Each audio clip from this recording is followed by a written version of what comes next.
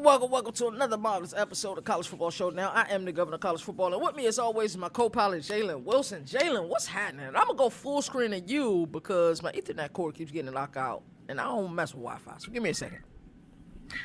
Nothing much, college football world kind of just been – it's been a whole bunch of, predictions you've been seeing in the college football world right now. I know KT and them just did this episode Tuesday about the best Big Ten quarterback since 2000, and they got something wrong, but,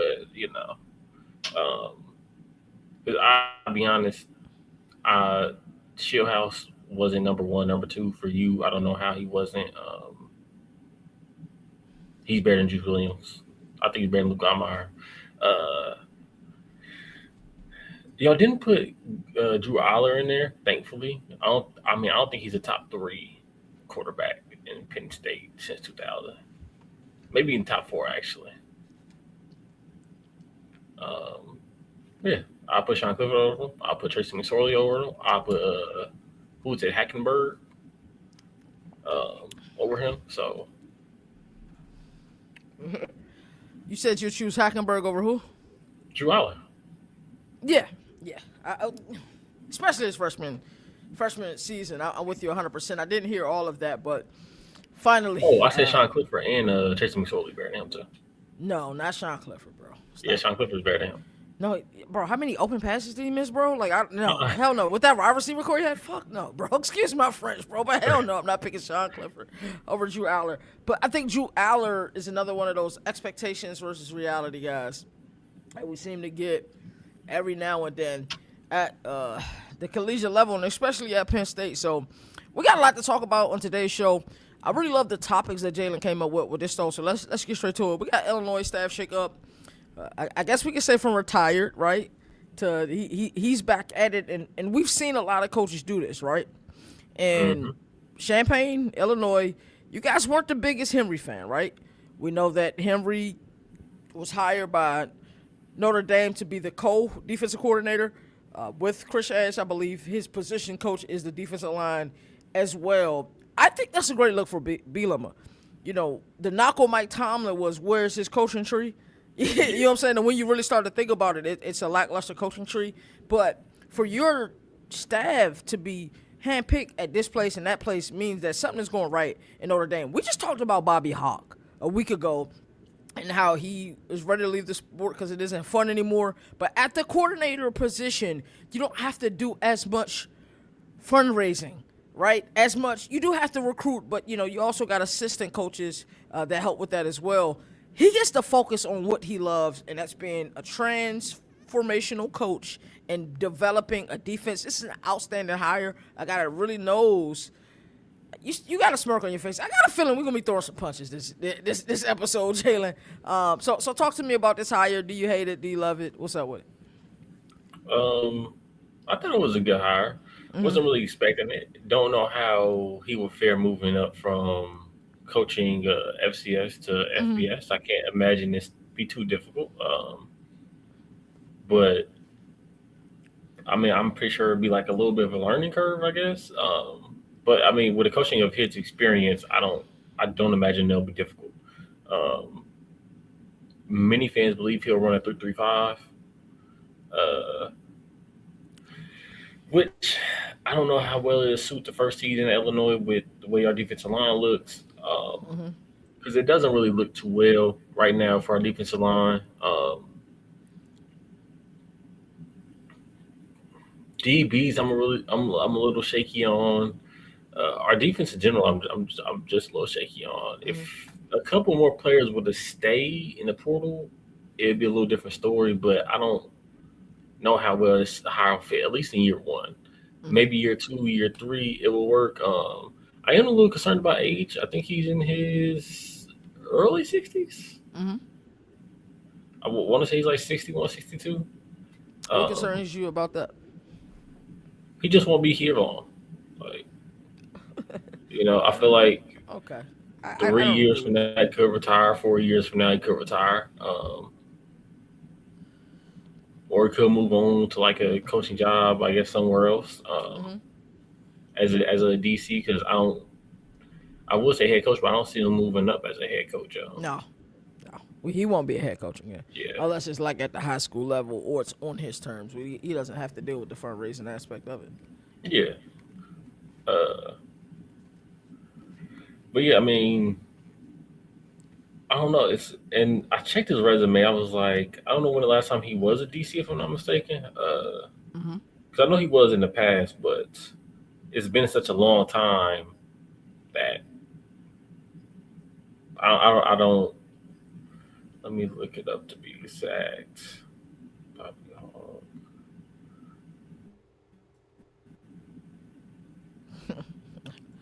His resume is he's built top 5 Big The Sky last time he was in defenses DC, for 8 straight years.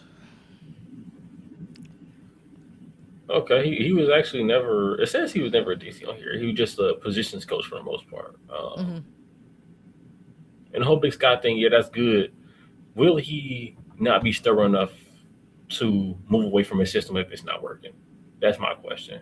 Nah, I don't think he will. But everybody's running 4-2-5. But if you look closely at a 3-3-5, it kind of looks like a 4-2-5. Like Texas Tech runs a 3-3-5. It looks like a 4-2-5 the way that they play it. But they play it with outstanding discipline. And, all that will matter is because in the Big Ten, he will see more running teams than he saw in the Big Sky Conference. So it'll just be the run fits and the discipline, like and gap integrity and understanding that the 3-3-5, you won't see it in the Big Ten because teams have bigger offensive lines and they're able to win the war of attrition on the line of scrimmage. So it does sound funny, but if you look at it closely, sometimes it does mirror a 4-2-5, in my opinion.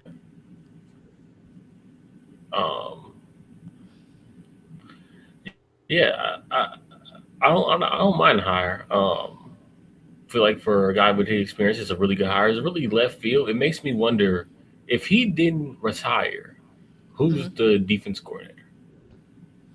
Like, who was there that potentially wasn't there whenever you he guys was lost hired? more than just Henry, right? Who else did you guys lose on your defensive Yeah, staff? You lost another person as well. Yeah, to the Bills, Terrence Jameson. Yeah, there we go. So, yeah, that's a good question. You look at it and you say, well, what's the next move? I'm sure it'd have been poaching, somewhere, and it is not considered poaching, but looking at another team or another guy that, Bielema's familiar with and comfortable with. Bielema isn't hiring him if he doesn't believe that this guy is an outstanding coach. Yeah, because Bielema will probably say, like, oh, yeah, this is his first choice, but at the same time, I don't think it was. It's not possible. If he's a head coach, and wanted to still be a head coach at the FCS level, even though some coaches do it, they'll leave and take coordinator position like what's his name? Is it Brendan Marion? I can't wait to tell you what just happened after this episode, bro. Wow.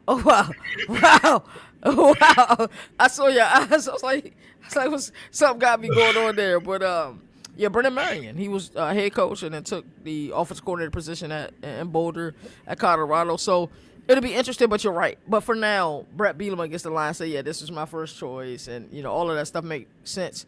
I think it's a slam dunk hire. I think from a schematic perspective, I think the Illini fan base will be like, yo, what the hell is a 3-3-5? Why are we running that here? But I think when they see it on film, it'll make sense. I honestly just wish I knew the candidates because I want to know, like,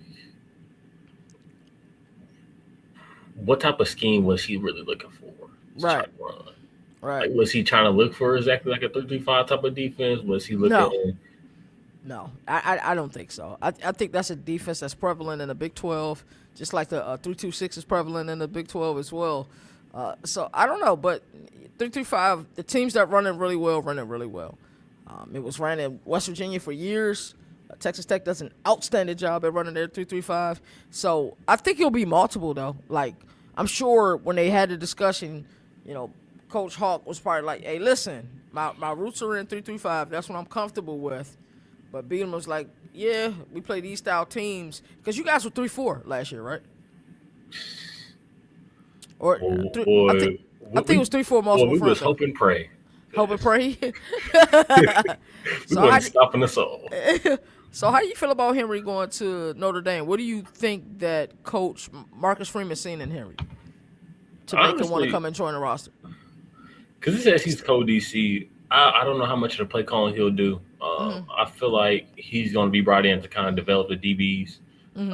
When he was with us, of course, we had Devon Witherspoon, Sidney Brown, Kirby Joseph, Quan Martin, all go to the NFL. I feel like I'm forgetting one more, one more DB that went to there. That went to the NFL under Aaron Henry's coaching. But yeah, we had all of them go to the NFL. They've all so far been at least somewhat successful. Devon Witherspoon, of course, just won the championship. Some people was arguing that he deserved Super Bowl MVP. Quan Martin is an okay NFL player. Kirby Joseph, I think he led the league in picks like 2 years ago or last year. Get the hell out of here. Okay. Yeah. I feel like I'm forgetting somebody, but I don't think I am. Sidney Brown, pretty solid player. He's been an on and off starter as an Eagle. But yeah, I mean, his coaching has been good. Last year wasn't the best look for DBs, but if I'm not mistaken, when he became a defense coordinator, his responsibility from the DBs kind of went away a little. Yeah, you can't just focus on that area. And actually, most coaches are try their darnest to spend more time with the other groups, just so they're not, catering to the position group that they're most familiar with. So it'll really be interesting to see how he fares in South Bend. And then but we got to focus on a certain position group. We was good. We was good. Even the year before this past season, our DB wasn't as bad. We had oh my gosh, what's his name? Guy that was hyping up this season. Crap, he was injured to start the season. I'm forgetting his name. Oh well. But we had like Caleb Patterson, who had an on and off season in 2024. We had Torrey Cox, who was he was on and off. He had his moments really came from turnovers.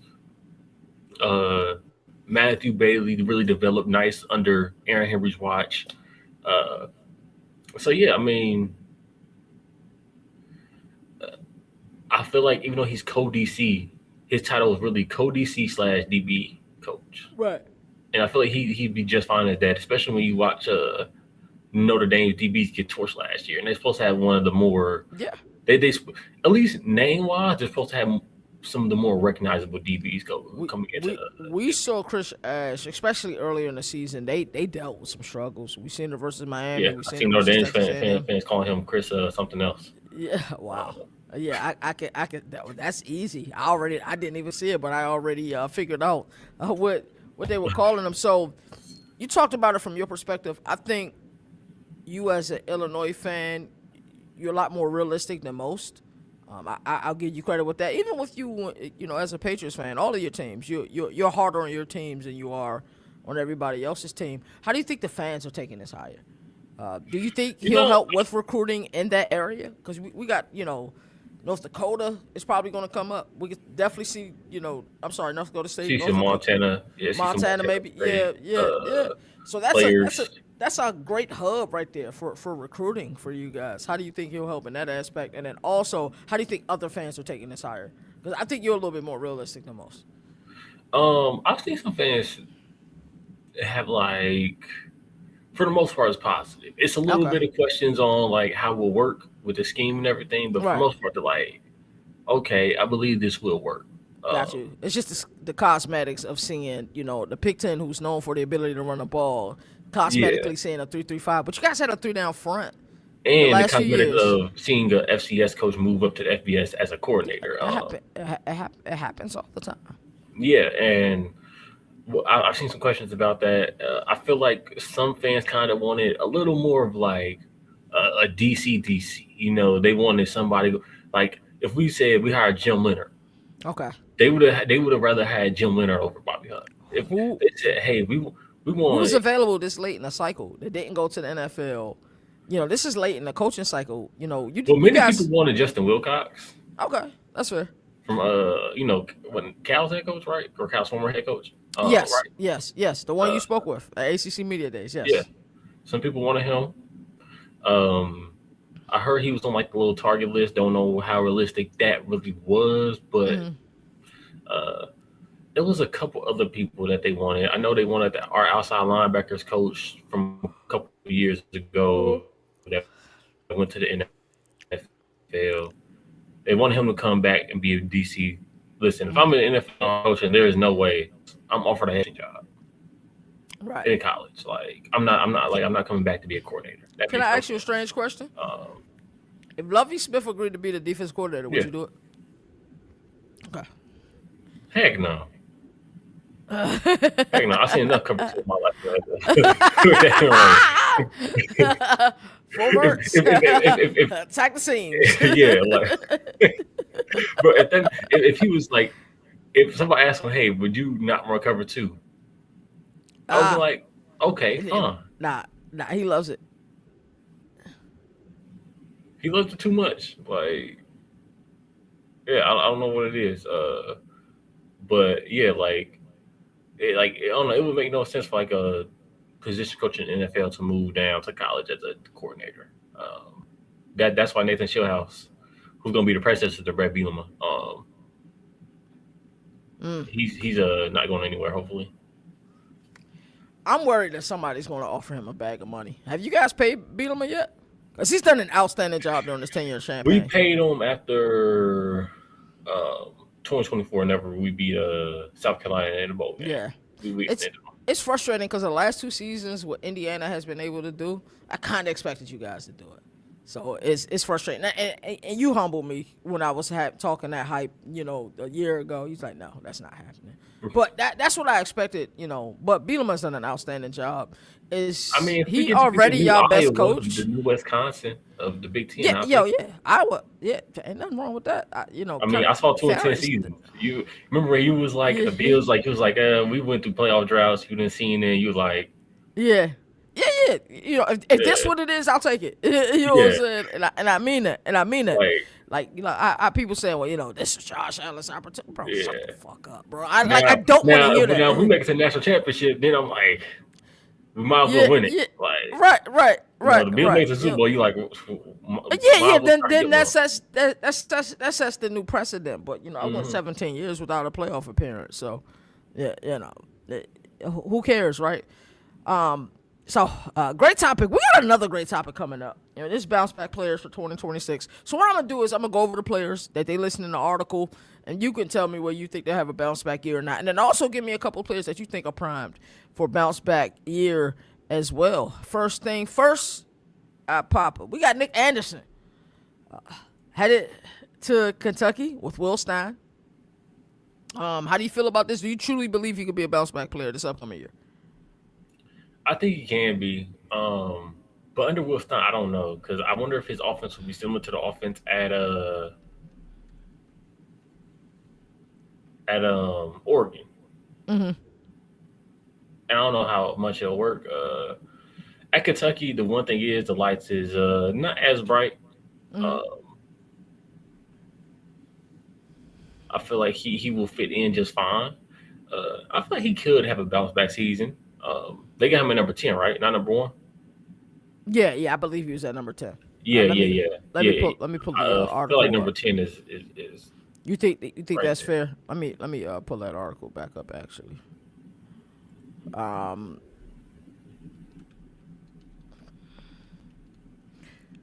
Yeah, I would have to agree with you. I think he'll fit in that system. Had success at Oklahoma. Decided to go to LSU, and LSU was it the 2011 Eagles?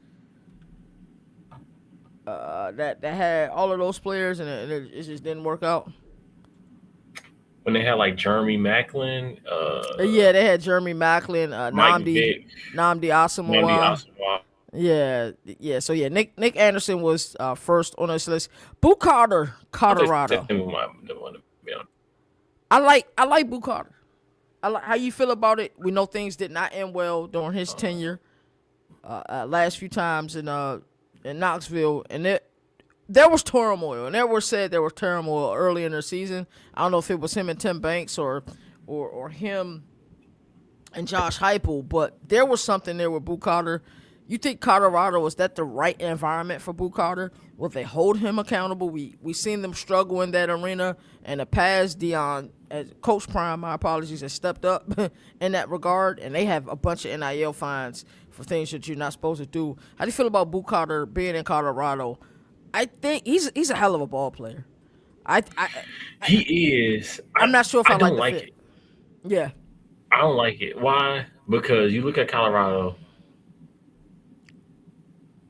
Outside of Travis Hunter, I don't feel like they have really many good DBs. And I don't know if that's a scheme thing. I don't know if that's a coaching thing.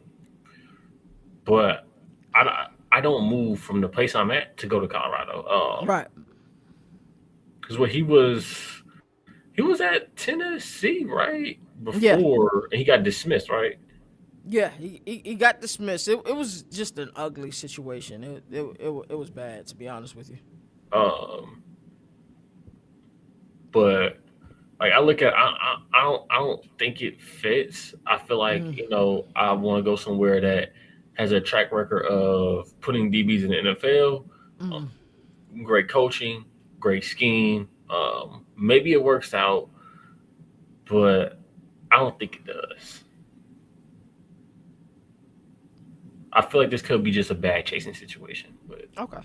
I can see it. I think I also see an element with the attention to detail being at the forefront. What's going on in Boulder. Now, I don't think they'll win a lot of games this year, but the Big 12 has always been like a wide open conference, in my opinion. And each and every year we have like maybe not a surprise team with it, because like Texas Tech was definitely the team that was expected to win it, but like Houston had an outstanding season a season ago. Can Colorado do what Houston do? But I believe in the kid's talent. And hopefully he can flourish there. We're not sold on the program only because what we've seen in the past, and we've seen players leave there and have success. So it'll be interesting. But talk to me about Xavier Chaplin. He's at Florida State now. Do you think he deserves to be on this list? And can you see him, having a bounce back year? I do too. When he was at I know it was, who was it, Auburn fan? Auburn. They was like they were saying like he was not good. And I know Virginia Tech. Yeah, he was at Virginia Tech. What, about 2 seasons ago now? Yeah. Trying to think. No, he went to ACC Media Day. That was like Kyra Jones and all them. No, yeah, he wasn't there. Yeah, but from what I heard at Virginia Tech, he was like a very good standout player. Mm-hmm. Auburn, he was very inconsistent. At times, he wasn't good at all. Right. Florida State, I don't know. Who's the old coordinator now? Because Gus Malzahn retired, right? Ooh, I don't know. Let me look into that, actually. One thing I don't like about offensive lineman having a bounce back season is sometimes if the rest of the O-line look bad and you can be good, it can kind of make you. Yeah, you can be part of the problem. Yeah. Florida State. We'll see. Tim Harris Jr., who was the I guess he was the co-OC and the wide receivers coach last year. Okay. He wasn't cold. Gus Malzahn was calling the plays, but yeah, if it sounds nice, okay. Yeah. All right. So he'll probably stick to a similar system with probably a few new wrinkles. That's an offensive lineman friendly system because they have that power spread. They like to run the ball. I think it'll work out. I think it'll be successful too. The way Auburn fans talked about him, it made me think like. Are Auburn fans a little emotional though? Like they are. If we're being real, and that's no offense, we're rooting for Auburn. I hope Auburn has a great season this year. And that segment that we're talking about a little later, and I think they are going to have a good season this year. But yeah, they're a little emotional at times. This guy, I think, is going to have a crazy year this year. Makhi Hughes. Going back with Willie Fritz. He's with Willie Fritz a few seasons ago at Tulane. Willie Fritz is now at Houston. I love what they're doing at H-Town. Connor Wegman, you and Nino's guy, outstanding season last year. I truly believe that Connor Wegman, with the new additions that they've added, to me, I'm not saying he'll win the Heisman, but if he was sitting there on that second Saturday of December, it would not surprise me at all. And I think Makhi Hughes would be a huge help in being able to develop that passing game even further. So talk to me about this fit. You know where I'm at with this one. I think this home run, he will be a bounce back player next year. I mean, Kind he's of just kind of hurt that he didn't go and try again at another like, you know, bigger school. yeah. Um, he barely played at Oregon. Bro, bro could not see the field. I mean, he was Could supposed not to be see like the a field. he's. I remember he's supposed to be a huge pickup, Bro, and I had him in my top 5 running backs last year, bro. yeah, he was And supposed to man, be a Bryson huge Washington pickup, sold me. Yeah. and he just wasn't. Who was it? Whittington?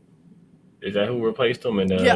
Yeah, no, when what's the other kid's name? Is Jordan? Is it George, Jordan James? Yeah. Jordan Davison, Yeah. Yeah. from Notre, if I'm not mistaken. He was there. I think they had another running back too. That kind They of. did. They did. Freaking last name Heel. He was a solid freshman last year. He was their running back, but yeah, he was kind of like a fourth string. He could not see the field. And that, to me, it's still insane when I think about it, but it's not when you think about Dan Lanning and that staff and what they preach. Yeah. It was Jordan Davison, De'Aaron Hill Jr. Yeah, and then Noah Whittingham. Yeah, you're right. He just couldn't see the field. Yeah, And he wasn't seeing the field. but at Tulane under Willie Fritz, he seemed just fine. I feel like this could be another case to where it's like, damn, my lens. Okay. Yeah, I think Jackson Arnold could have some success at UNLV. Yeah, same. Kalandra had an outstanding season, and we're going to name who we think are going to be like our personal picks, but we're just going through the what CBS was saying. So yeah, how do you feel about Makhi Hughes? You think he'll have a breakout, like a bounce back season this year? Yeah, I feel like this is another situation where he probably shouldn't have left home. He probably should have just kind of stayed. Although I know it's tough when all the money's being offered to you and everything. Yeah, it's difficult to say no to. I highly doubt that Oregon didn't offer him a lot of money. They probably did, and then they noticed that, hey, we got these other running backs that look a little better. We'd rather use them. And they probably took it as disrespect. I'm sure they didn't welcome him with no open arms, bro. Like, oh, y'all think this kid's better than me? Yeah, all right. Yeah, so I feel like it'll work out. I feel like he'll have a bounce back season. Okay, I ain't mad at it at all. All right, talk to me about Jaheim Otis, defensive lineman at Ole Miss. How you feeling about him? Big guy, 6'5". Former Pete Golden player at Alabama, right? Yeah. Yeah, I think he was. I think he was there when Pete Golden was there. Is he a super duper senior? He might be a super duper senior. I feel like, bro, I remember seeing his name like 3 years ago at Alabama. When Pete Golden was there and Nick Saban's last year and everything. This could work out. If I'm not mistaken, he was one of the only bright spots when he was at Alabama during like the last year of Nick Saban's year. He was like one of the very few bright spots during that season, because if you remember, he was there from 2022 to 24. Yeah, before going to Colorado. So yeah, you're absolutely correct. I know last year he didn't. It seemed like he didn't perform well. Although Colorado's Colorado, their defense sucks. I feel like this could fit. He's used to the Pete Golden defense. I feel like Pete Golden will run a similar scheme to probably what he did at Alabama, where it'd be like it'll be the same scheme. Yeah. I feel like this fit. He'll have a bounce back season. I don't think it'd be anything spectacular. Somewhere where he'll get on the board around like a round 4, round 5 pick. It's hard for an interior defensive lineman to have what's said as a bounce back season. I think he'll be a key contributor for the team. I think they'll shuffle in a lot of D linemen. But as far as a bounce back year, will it be as bad as Colorado? No. It'll definitely be much improved. But from a statistical perspective, how successful can he be would be my question. But him going back in a system that he's familiar with a coach that he's familiar with, it has to be a winning situation. But, I'm not sure. Let's talk about a big one right now. We're talking about DJ Lagway. former Florida quarterback. Can you bounce back if you was never there? He was there. He was there. He was not. For a moment. He was there in 2024. He was there for a moment.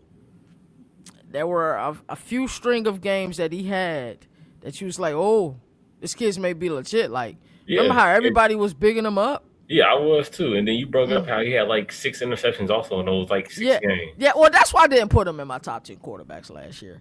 But if he can't get right in this system, Jalen, this is a quarterback-friendly system. Now, he's not playing defense, so they're going to give up a lot of points, so they'll have to score a lot of points.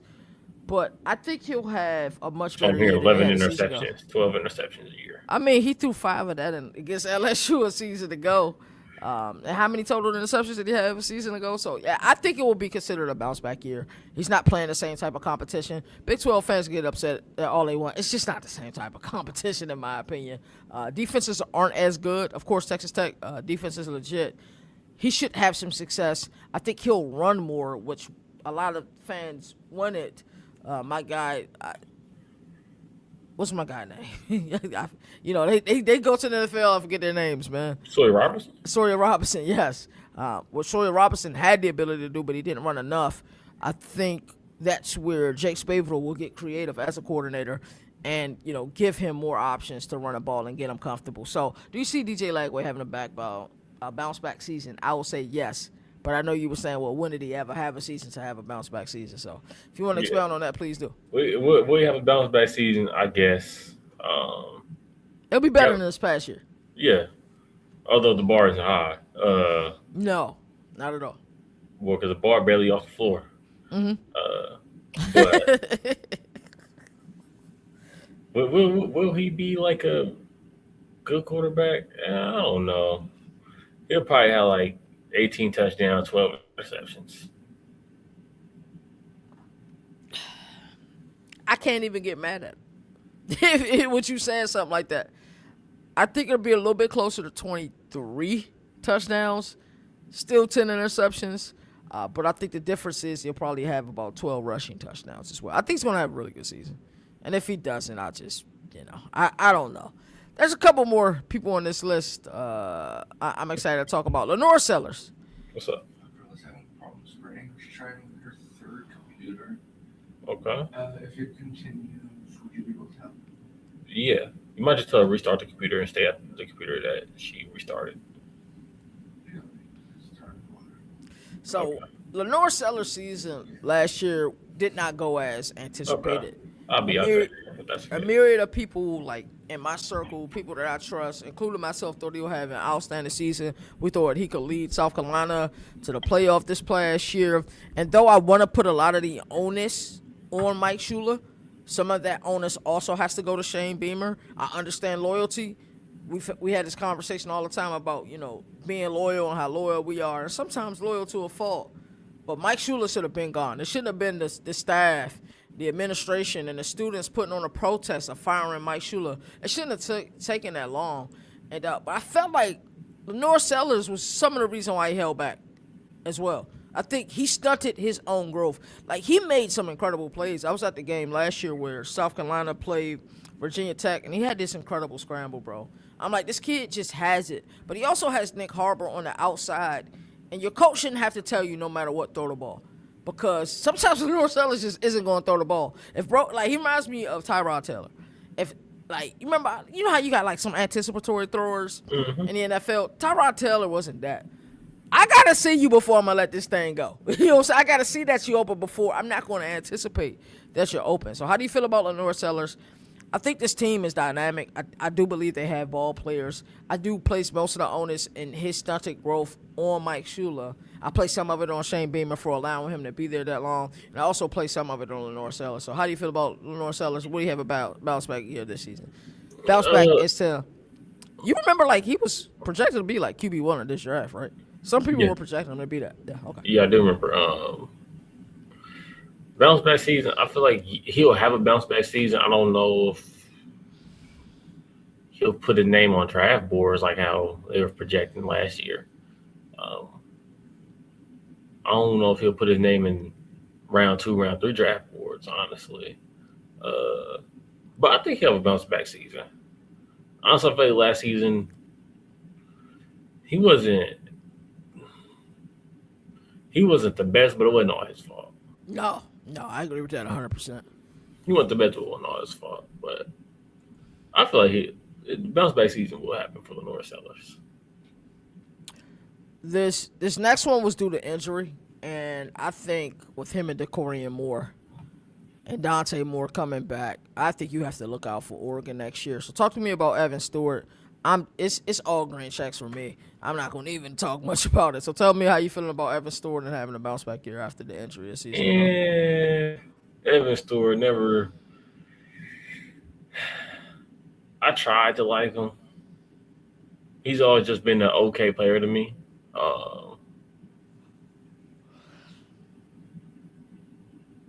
I feel like the idea of what he could be is better than what he does give you. I feel like he's a solid wide receiver. I feel like if he's your number one, it's a problem. Happened again? All right, I got you. All right, that's solo to me. Wow.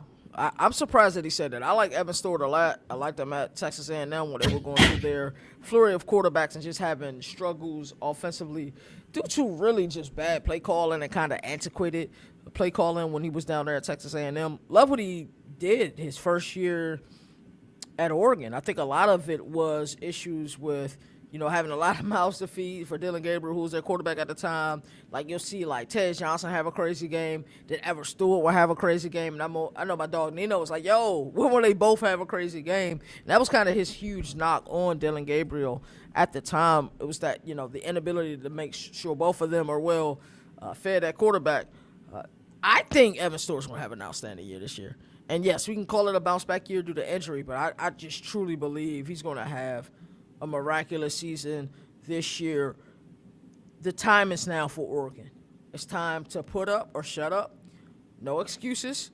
Yes, you've made the playoff the last few seasons, but you've also struggled in some big times moment. We've seen it against Washington a few seasons ago, the last year of the Pac-12.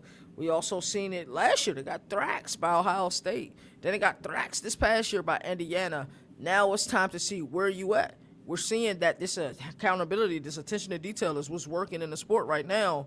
So how are we going to get there? We know the best motivator in the sport is probably Dan Lanning, and he does it in such an interesting way with his ability to use stories and fables and things of that nature to kind of get people to get ready for the game. But now I think that the next step is the attention to detail and that huge accountability. Like, yo, what were you thinking? We see Jeff Brom do it all the time. We call him what you want, McCurk Signetti, that razor sharp, that attention to detail, I think is what's needed at Oregon. Evan Stewart is going to help Decorian Moore.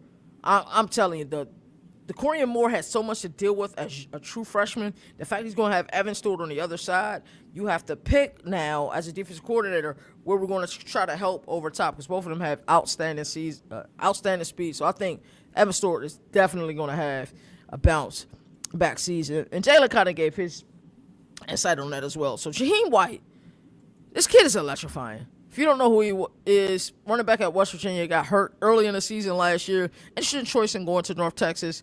I think we saw the success North Texas had running the ball last year as well as passing the ball. A lot of their camp, left it in Texas, headed for Stillwater, then now at Oklahoma State. We're going to talk about Oklahoma State a little bit later. But Jaheim White is a big-time running back.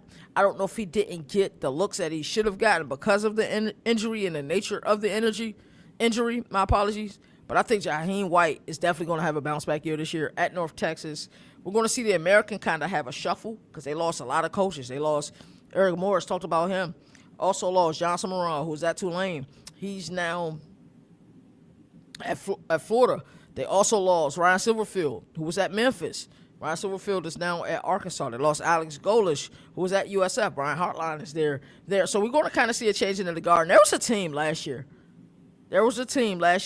Florida Atlantic University. You could just see it. There were some games that there was just high-scoring games, couldn't get help defensively. But you can see what Zach Kitley and company are building down there. So I'm interested to see how well they fare in this conference next year. A lot of production lost on a lot of teams as it pertains to players graduating or players moving on to new places or players getting ready for the NFL. I think Jaheim White at North Texas and Denton will be must-see TV this year. And I think you'll see them build the offense around him as well. Last but certainly not least, Ryan Williams. So I have been on record myriad of times to say I'm not the biggest fan of Ryan Williams. I think the kid is an outstanding athlete.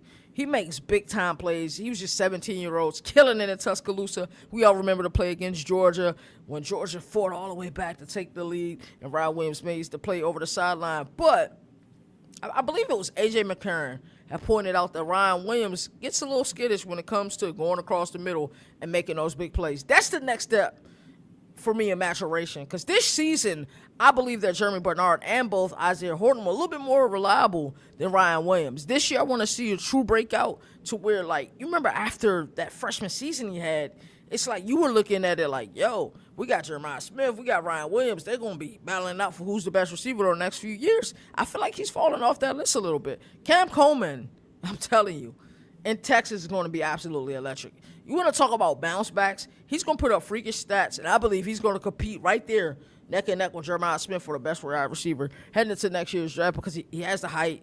He can high point the ball really well. And I think the way that Texas runs their RPO-driven system, you're just going to see a lot of success there. So some of the players that I think personally are going to have a bounce-back year, if you thought that Archman had a down year last year, wait till what you see him do next year. He'll be first on my list. We also got some in the chat. We got my boy Nino says, what about Jackson Arnold with Dan Mullen? Yes, we saw Anthony Calandria, who looked like his career was over at the collegiate level. He went out there to UNLV and had an outstanding season. Taylor Tatum, if there's a school, if you're a running back and you should work at, is there. We saw him, he was in Norman this past year. A lot of things didn't work out with their running back room. We saw Jaden Ott have an impressive Senior Bowl. Didn't look right in Norman this past year. My boy Jalen back, so we're going to go back to the two screen. So got no patience, man. Nah. That's good, brother. So we talked about Evan Stewart, Jaheim White, North Texas. I think he's going to light it up in Denton. Tell me your opinion on that. I feel like it'll work out. My bad. This woman got me really frustrated. Nah, you good. Yeah. So we got a comment. Illinois scored a good coach with Hauck. I hope his brother come with him to Illinois. How you feel about that? I didn't even know he had a brother that could come to Illinois. Yeah, I mean, I agree. I think we scored well. I'm just a little questionable on the defense and the scheme and how it will fit at Illinois and how our players will fit in it. And if it doesn't work, will he be able to move away from it? Yeah. Will he not? He'll have to be multiple in his looks. Like I'm sure that's what him and Bielema talked about because teams are going to run the ball in the Big Ten. And I want to see him put pressure. The one thing I like about Ryan Walters is he wasn't scared to just leave his guys on the island during some plays. He was like, "Hey, we need a sack. We need to just send." He also had one hell of a secondary though. Yeah, in order to do that is true. Yeah, like high IQ players, athletic guys on the back end. To where you could be like, well, I know y'all got me. If I got to engage 8, I will engage 8. You know what I'm saying? Yeah. So, but I honestly, like, feel like it'll work out.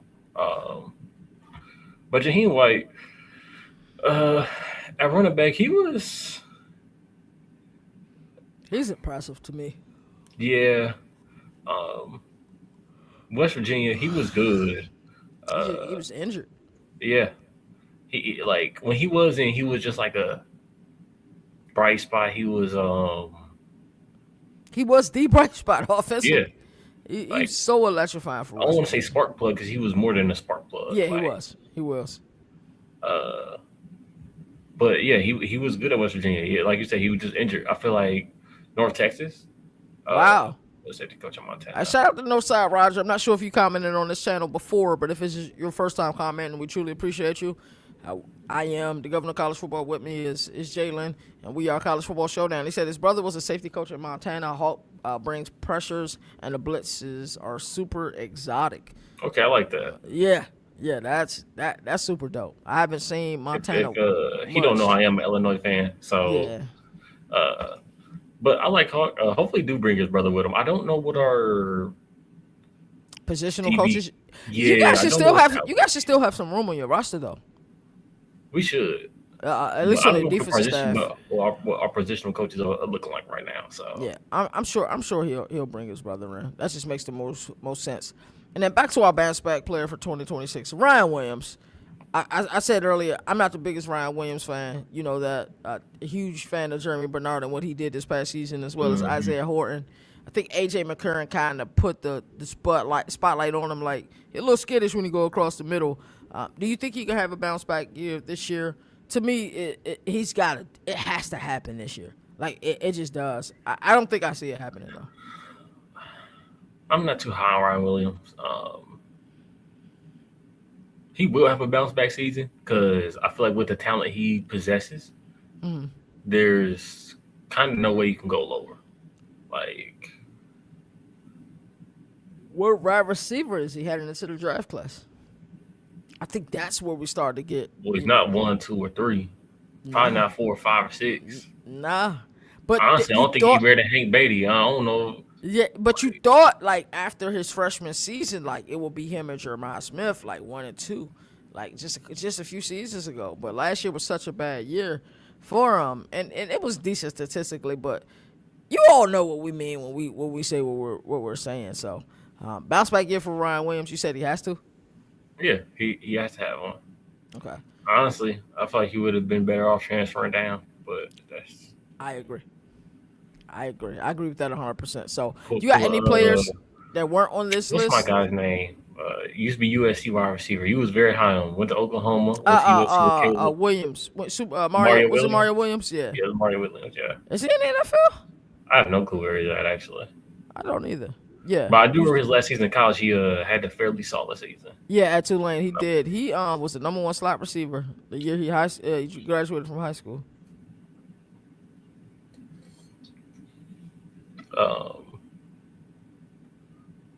But Jackson Arnold was one of those guys that I had on my list. He's in the United Football League. Okay. Yeah, Jackson Arnold was one of the guys I kind of had on my list. Had my eye on.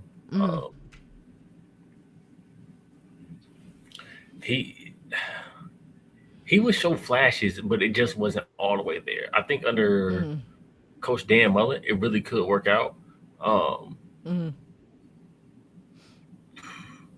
Honestly, like, because it was at times where he would overthrow a receiver, and he would. I feel like his confidence will waver too. I feel like Dan Mullen will help with that. It will. Playing that smaller competition will also help. I feel like he showed talent at the Power 5 or Power 4 competition. Like UNLV, I feel like he'll be just fine.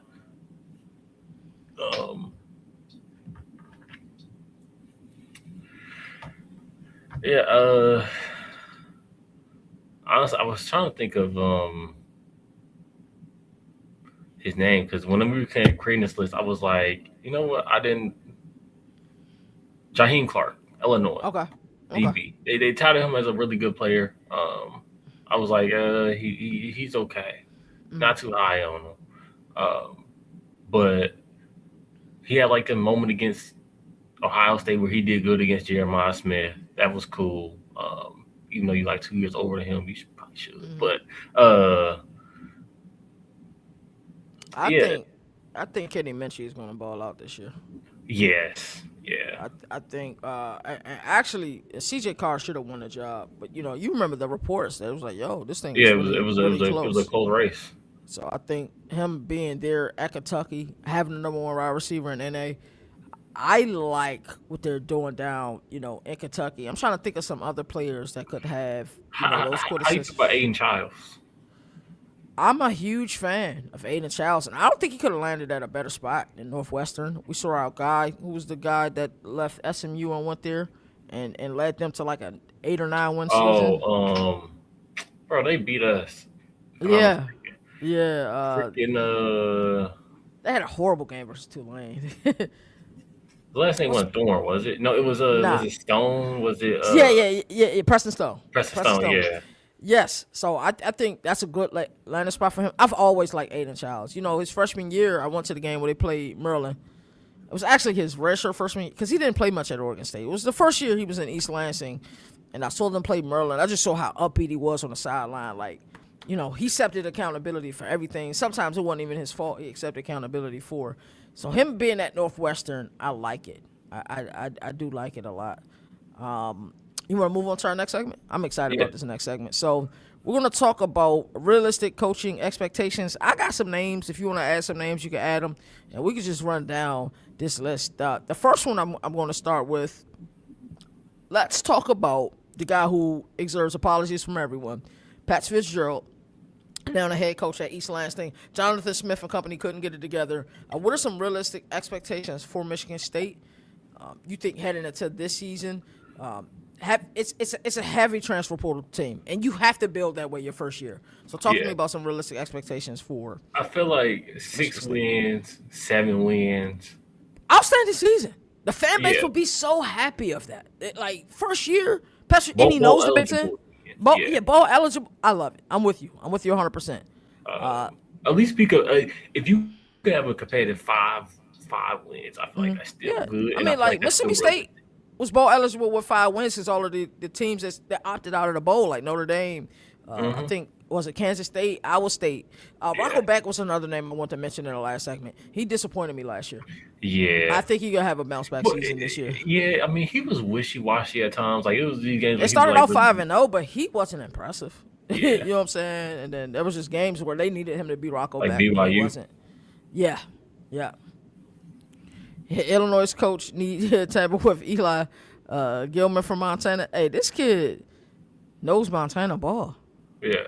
Hey, Roger, are you like a Montana State fan? He's got to live in that area. He has to live in that area. So next up on this list, Eric Morris. We've seen what he's able to do in Denton at North Texas a season ago. He also took him, the staff, and half of the roster with him over there. Has his quarterback in Drew Metzemaker. Outstanding team, nation's leading rusher. I think he had, 25 touchdowns a season ago. Talk to me about realistic expectations. Oklahoma State, terrible year last year in Stillwater. There were some G5 conferences they were still struggled in. We saw them lose to Tulsa, for crying out loud, who struggled at some points in American play. So what are some realistic expectations for Eric Morris and the Oklahoma State Cowboys? I don't want to disappoint. I feel like 5 wins. Yeah. I think people aren't being realistic with their expectations for it. Because, I don't be wanting to temper people, expectations. I'm like, I don't think they're going to be as good as, we saw the job he did. Start with Tulsa, Oregon, week 2, Oregon State, week 3. So you should have started probably, 2-1? If we sleep on the rock, maybe they start 3-0. Okay. That's cool. Yeah. I don't think it would happen, but we never know how things will play out in the season. They got West Virginia, UCF, Houston, Colorado, Iowa State, Kansas State. I do like their schedule. Yeah. More I'm looking at, I'm like, okay. But at the same time, it's like, I don't. That could be bowl eligible with their schedule. Yeah, Texas Tech, Arizona State, Kansas. That could be bowl eligible. Texas Tech gonna murder them guys, but yeah, they could be bowl eligible. I feel like I'm gonna say that 5 wins is a realistic expectation. A competitive 5 wins. Wow. Yeah, I think they're just on the cusp of bowl eligibility. Let's talk about Taj Lupoy at Cal. You and I are huge fans of Justin Wilcox. I think I'm still on the. If they didn't hire Taj Lupoy, I think I would still be pounding the table about Justin Wilcox. But Taj Lupoy was a great hire. I think he's going to be able to compete with Oregon, with some of the California talent that they lose, and some of the Pacific Northwest talent. And most importantly, Hawaii has a budding football scene. You know what I'm saying? I think he can get a lot of those players. He took a lot of players that wouldn't get much playing time at Oregon, brought them over there with Cal. What are realistic expectations for Cal year 1? They got one hell of a quarterback. They play in the ACC. The competition isn't the same as what he's used to. So tell me what some realistic expectations are. I feel like they're a 4 to 5 win team. Okay. Even with JKS? Yeah, even with JKS. Damn. I don't know. I'm not big on Taj Lupoy as a head coach. Okay. I wasn't a big fan of him as a DC. I don't think it'll work out as a head coach. I get they added some pieces, but I see a 4 to 5 win team. I think if we look recently at the ACC, there's teams that just came out of nowhere, right? We saw SMU. UVA a season ago, Yeah. SMU a few seasons ago, Duke, Manny Diaz, they won a championship last year with a 7-5 regular season record. Yeah. I think Cal gets the bowl eligibility. I love what you're saying, though. You're like, hey, I know JKS is this guy, and he's amazing. Who did they play last year in the ACC championship game? They play Duke play UVA. Okay.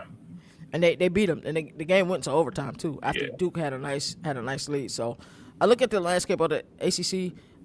There's some teams question marks. Like Georgia Tech was really good this past season, but question mark. NC State lost a lot of talent. Huge fan of CJ Bailey, but they lost a lot of talent. What will Georgia Tech look like? I love the fact that they got Justice Haynes. Like I'm going to bet money that he's the leading rusher in college football this upcoming season, just with the mantra. But there's a lot of question marks about teams. Let's pull up their schedule. KT is going to frustrate you. I found a bounce back player.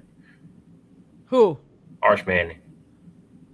It's not going to frustrate me. I actually said that while you were gone. Yeah. Nah. That's not going to frustrate me. Cal football. Bounce back. It's still not going to be QB1 or 2 or 3 or 4 or 5. He will be QB1. I'm telling you. He's what, going to be you talking about the transfer portal?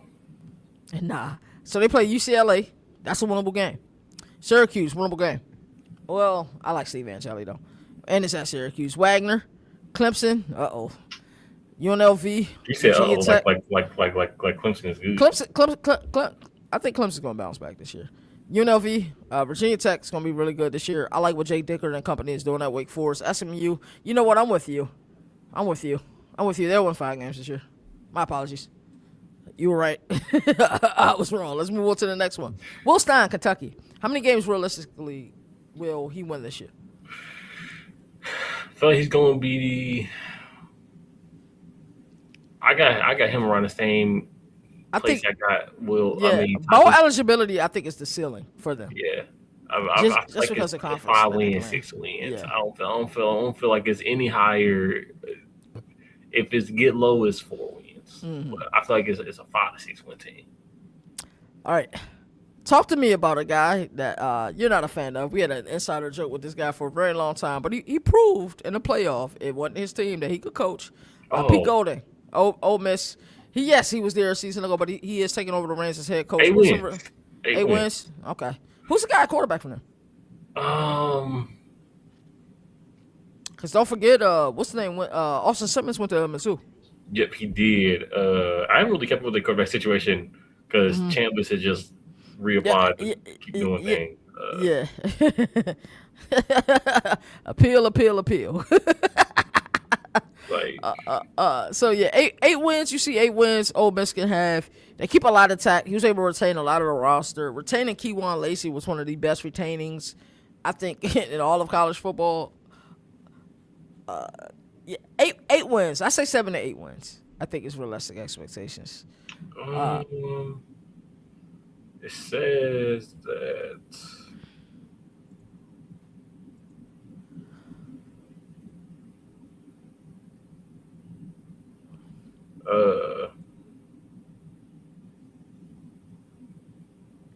dang, I cannot find it.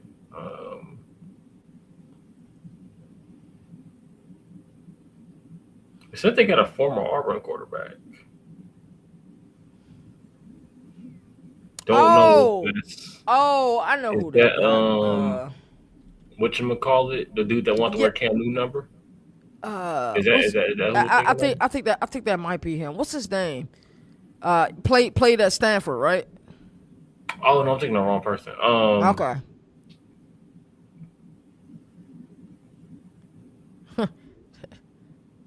Yo, Walker Howard is that Ole Miss? Walker Howard. Yeah. Yes. That's crazy. Wasn't he there before? I think he was. Deuce Knight. Yeah, Deuce Knight, yeah. So they got Deuce system just fine. All right. So so 8 wins, I think it's strong. LSU. I mean, we know the system's going to work. They got their guy at quarterback. Outstanding wide receiver core.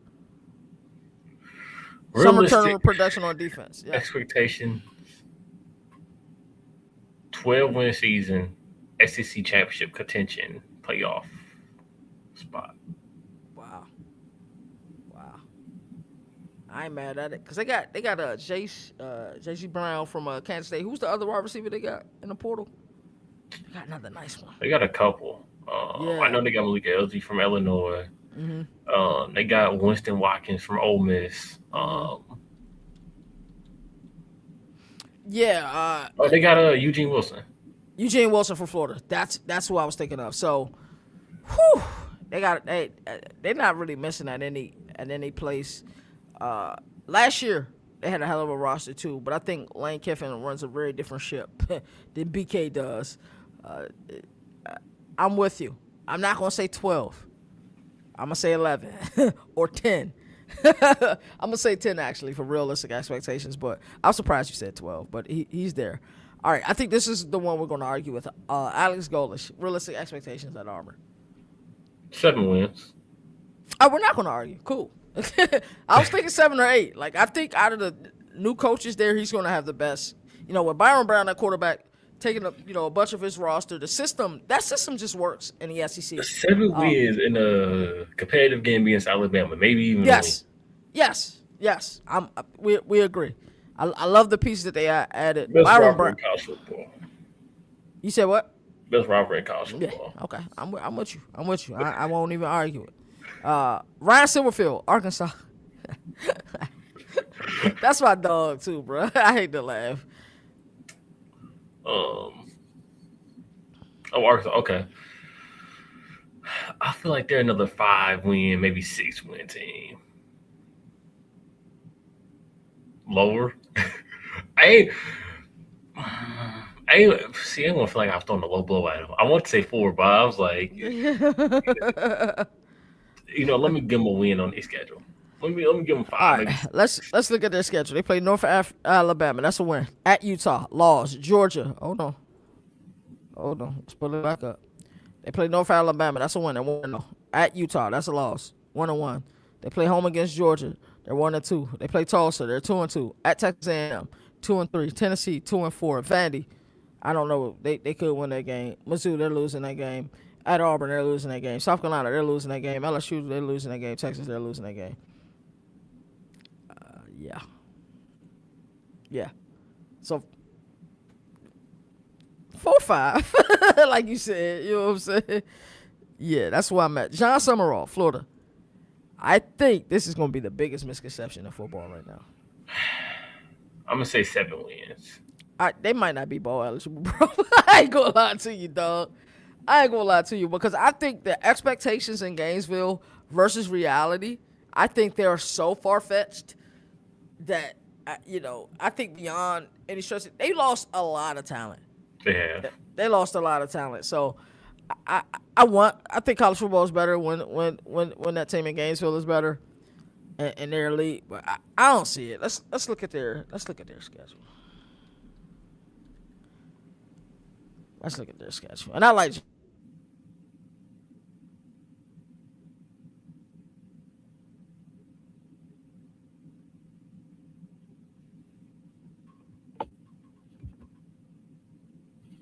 teams.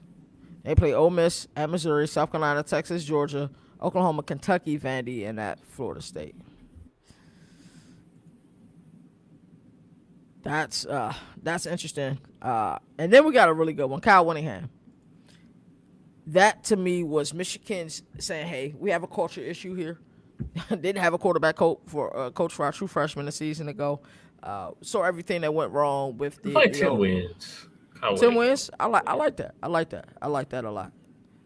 Being able to retain Bryce Underwood was pivotal in my opinion, and the culture that he brings and he provides, that family oriented, but also a great deal of accountability. Yeah, I think they can get to 10 wins too. I like that one a lot. Anything else you want to add? Who I thought you would mention. Who? Guy over here in ACC. James Franklin. Talk to me. Talk to me. How many wins? I feel like 9. I'm all smiles with that one, man. I'm going back to Virginia Tech next year. I took a year off, man. But them able to get, I think, Brent Pry was crazy. To retain him, as a defense coordinator, he's an outstanding defense coordinator. Some things wrong as head coach, but let's look at their schedule. They play VMI, Old Dominion 2-0, at Maryland 3-0, at Boston College 4-0, Pittsburgh 5-0, at Cal, Georgia Tech, Clemson, SMU, Stanford, the U, and Virginia. Yeah, they can win 9 games. They definitely win 9 games. Anything else you want to add before we get up out of here, brother? I don't think so.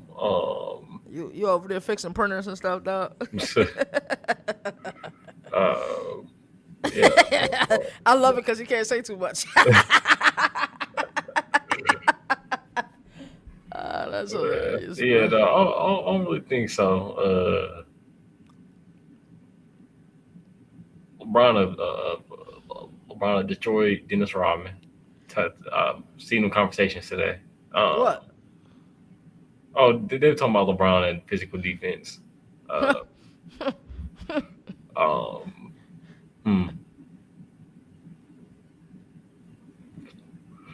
else? Who will win the college basketball national championship? I don't know. It's up in the air. It's up in the air right now. See, Illinois, everybody's hyping up Illinois, and then we lost 2 straight. That's the sport. Yeah. I think I got Kansas wanted it all, though. I seen people, I don't know, you saw the conversation. They said starting 5, UNC versus UConn. Who will win? Yeah. That's a tough one. To where I get UNC would have the better talent, I'm like, in one game, UConn can win. Who's coaching both teams? Of course, it's imaginary, but I imagine people will say Dean Smith, but I think Roy Williams is the better UNC coach. It'd be Roy Williams versus Hurley? Probably Roy Williams versus Calhoun. Okay. All right. I ain't mad at that one at all. So let's talk about it. So who's UNC's one? They was having discussions. They was like, it's Ed Cota? They was thinking Ed Cota, thinking Phil Ford.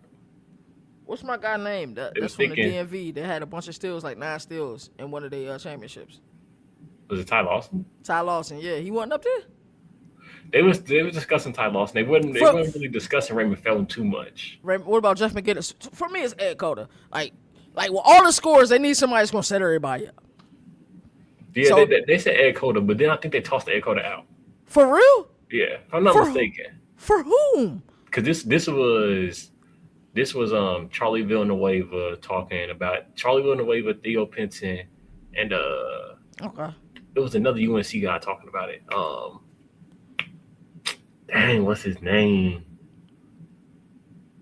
He hooped at UNC. For real? And yeah, they put Ed Cota out during the 90s, I think, when he hooped at UNC, or during the 2000s. Was it Twan Jamison? Twan. Wasn't VC. But it was another guy with Theo Pinson. Joe Forte. Forte. It was another guy with Theo Pinson that they was talking about it with. It was Theo Pinson, Charlie Villanueva. Raymond Felton was Felton. It was Raymond Felton. It was Raymond Felton. Okay. Yeah, he was even he was good. I don't think. But who's playing the 2? Because people don't like Rashard McCants, but Rashard McCants was cold. But who's playing the 2? I think they had Jordan at the 2. They had Jordan at the 2? Okay. Yeah, they had Jordan at 2. I think they had James Worthy at the 3. He's probably had the best career out of all of them at UNC. So I'm thinking they had Sheed at that 5. And they had Vince at? I don't know if they had Vince on there. So who's at the 4? I don't know. Or maybe they moved Worthy to the 4 and moved Vince to the 3. That might have been what they did. And who's UConn lineup? UConn, they had Kimball. I know Ray Allen at the 2. Kimball at the 1? Yeah, they had Kimball. Who? They had Ray. They had Rip. Who? Danielle Marshall. Damn. And Emeka Okafor. Damn, so they don't got Ben Gordon in there. Khalid El Amin is coming off the bench too. Yeah, I'm going with UConn. See, but people would think like, oh, UNC, like, because they got all these. I'm like, I don't know. I'm like, because yeah, we talking about college. This is college basketball. Yeah, we talking about college. Don't look at what these players became at the next level. This is college basketball. Your one shining moment. You got one shot. You know what I'm saying? Give me that UConn team. I'm almost confident. And I also hate North Carolina. Transparency. But I think I like UConn a little bit more. Let me see if I can find the thing. Yeah, Ed Cota should have been a point guard, bro. Okay, that's what they're too. Okafor was crazy in college, bro. I want to see if they made a whatchamacallit. Like a short? Not a short. They made a like an article post. out of it? Okay. Checking my computer while you checking. Yeah, see, they saying top 5, but on the video they were saying starting 5. So I'm like, because I know some people gonna talk to they gonna toss in Stackhouse. Mm-hmm. Yeah, I don't know. I assume that now. Yeah, Jerry Stackhouse was a problem too. Now. Yeah. I will argue that Jerry Stackhouse was better than Jordan in college. Like he was better than Jordan in college. Huh? Hmm. Yeah, that Jerry Stackhouse was better than Jordan at UNC. Let me see. Yeah, so this is a Jordan fan talking. Yeah, they made a post, but they didn't make a post with the actual starting 5. But the problem is that Raymond Felton and Theo Pinson, I feel like they were basing it somewhat off of the NBA because they were like, Jordan is Jordan. I'm like, Jordan was good in college, but it's like Ray Allen competing with Jordan in college. Right, man, that's a fact. I would like to see Georgetown starting 5 because they would have been cold too. They would have been a tough problem to deal with because who's your starting centers? Who for Georgetown? Who's the big man? Man, you could go with Alonzo Mourning, Dikembe. I'm going with Mourning though. Okay. Because Pat Ewing also played for Georgetown, didn't he? Yeah. You're right. Damn. That's tough. Yeah, give me Pat Ewing. But then, do you slide Mourning to the 4? Like, nah, I wouldn't. As crazy as that could be, I wouldn't. Even though Alonzo Mourning is an undersized center, but I feel like to play against one of those teams, somebody gonna have to need some speed. Mm. But yeah, I'm trying to look up Jordan's college stats. I know he was there all 4 years. He was there 4 years? Okay, I thought he was there for like... Maybe it was 3. I don't know. I thought he was there for 4 years. One of college stats. Yeah, it was 3. So that nigga averaged 13, 20, and 19. So career average 17. So that's crazy, man. But we gonna get up out of here. As I always like to say, there are no more victories in the sport that survive for the fans. So college football has the greatest regular season. Until next time, you all take care.